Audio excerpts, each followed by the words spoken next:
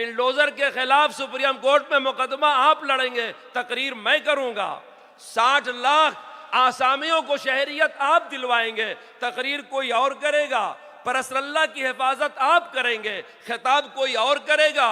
وقف آپ بچائیں گے، یہ آپ کا جھلکتا ہوا درد ہے کہ آندھرا پردیش کے چیف منسٹر کو آپ نے دعوت دیا، ان کو فرصت نہیں تھی، ورنہ آج کا دن چیف منسٹر کی زندگی میں سنہرا دن کہلاتا کہ وہ آپ کے سامنے کھڑا ہو کر کے وعدہ کرتا کہ میں اس بل میں مخالفت کروں گا اور مسلمانوں کا ساتھ دوں گا۔ یہ سعادت ان کے نائب صدر کو آپ نے دی ہے، کام آپ کریں گے، تقریر میں کروں گا۔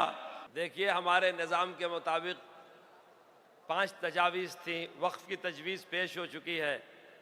اب اس کے بعد ایک تجویز اسرائیل کی جارحیت پر ہے، ایک تحفظ مدارس پر ہے، ایک تحفظ آئین پر ہے، اور ایک ایکسا سول کوڈ کے خلاف ہے۔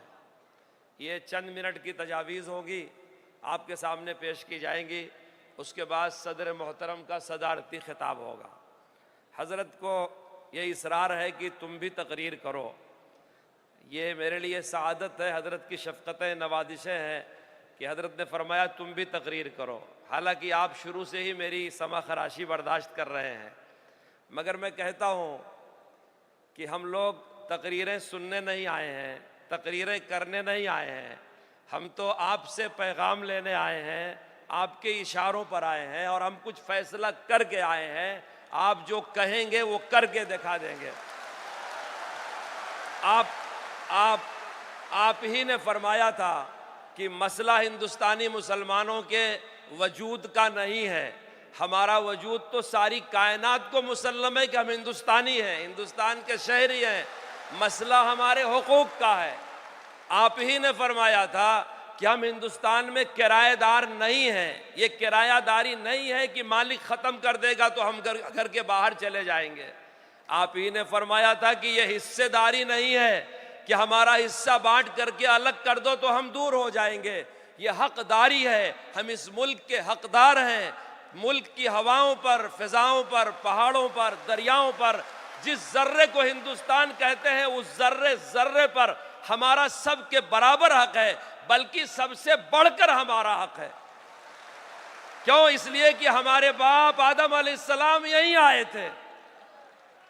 اس لیے میرے دوستو، ہم تقریر کرنے والے نہیں ہیں، ہم آپ سے پیغام لینا چاہتے ہیں اور کام کرنا چاہتے ہیں۔ میں کہتا ہوں بلڈوزر کے خلاف سپریم کورٹ میں مقدمہ آپ لڑیں گے، تقریر میں کروں گا۔ 60 لاکھ آسامیوں کو شہریت آپ دلوائیں گے، تقریر کوئی اور کرے گا۔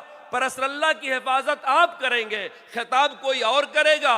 وقف آپ بچائیں گے، یہ آپ کا جھلکتا ہوا درد ہے کہ آندھرا پردیش کے چیف منسٹر کو آپ نے دعوت دیا، ان کو فرصت نہیں تھی، ورنہ آج کا دن چیف منسٹر کی زندگی میں سنہرا دن کہلاتا کہ وہ آپ کے سامنے کھڑا ہو کر کے وعدہ کرتا کہ میں اس بل میں مخالفت کروں گا اور مسلمانوں کا ساتھ دوں گا۔ یہ سعادت ان کے نائب صدر کو آپ نے دی ہے، کام آپ کریں گے، تقریر میں کروں گا۔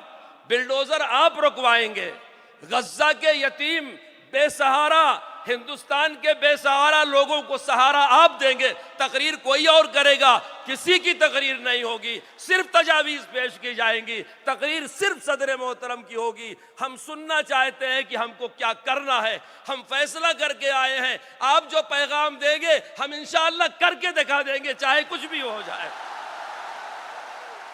اب میں تجویز پیش کرنے کے لیے تحفظ آئین ہند سے متعلق جناب پروفیسر نصر اللہ بادشاہ صاحب سے درخواست کرتا ہوں۔ یہ ہماری ورکنگ کمیٹی کے ممبر ہیں، مدراس سے تشریف لائے ہیں۔ میں نے پہلے ہی عرض کیا کہ اسٹیج پر تنظیموں کے لوگ، عمائدین، ذمہ داران، پورے ملک کا مغز بیٹھا ہوا ہے، تشریف لائیں گے اور وہ تجویز پیش کریں گے۔